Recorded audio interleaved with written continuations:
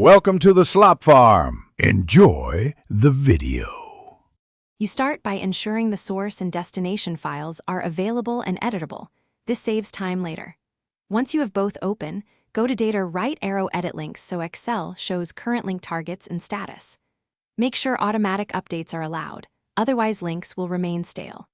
If a link target differs by folder or file name, note the precise path and workbook name.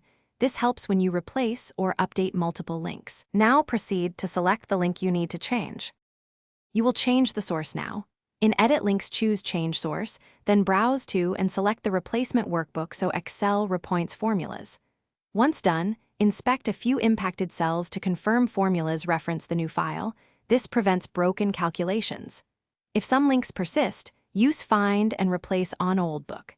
XLSX or use the Name Manager for defined names. Links can hide there. Also check charts and pivot caches, because they can keep old references even. You finish by updating values and saving.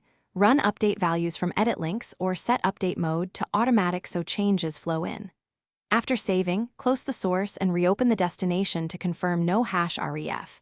Errors remain. This proves links are valid. If you still see broken links, try break links to convert formulas to values or rebuild the reference with absolute paths.